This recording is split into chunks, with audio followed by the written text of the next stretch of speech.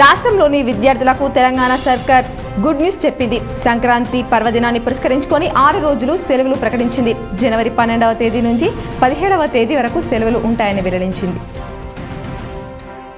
RTC అద్దె బస్సుల యాజమాన్యం సమ్మెకు సిద్ధమైంది. తమ డిమాండ్లను తక్షణం పరిష్కరించని పక్షంలో 5 నుంచి సమ్మెకు వెళ్తామని హెచ్చరించింది. అద్దె బస్సులను నిర్వహించిన టెండర్లలో కూడా అద్దె బస్సుల యాజమానులు పాల్గొనలేదు. ఇందల్వాయి మండలం గన్నారం గ్రామంలో ప్రజా పాలనలో రూరల్ ఎమ్మెల్యే భూపత్ రెడ్డి పాల్గొన్నారు. బోధన్ మండలం బర్దీపూర్ గ్రామంలో శ్రీరామ జన్మభూమి తీర్థక్షేత్ర అక్షింతల వితరణ కార్యక్రమంలో పిట్ల కృష్ణ మహారాజ్ పాల్గొన్నారు.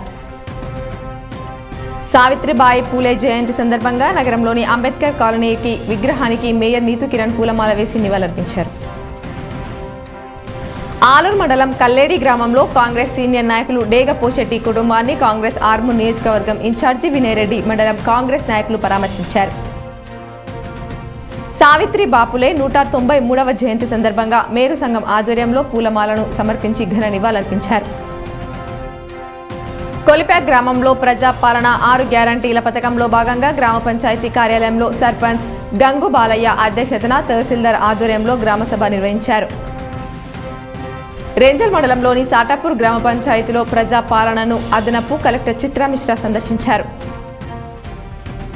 దర్పల్లి మండలం హున్నాజిపేట్ దమ్మన్నపేట గ్రామాల్లో ప్రజాపాలన కార్యక్రమాన్ని special officer MDO Lakshman, DLPO Nagaraj ప్రారంభించారు.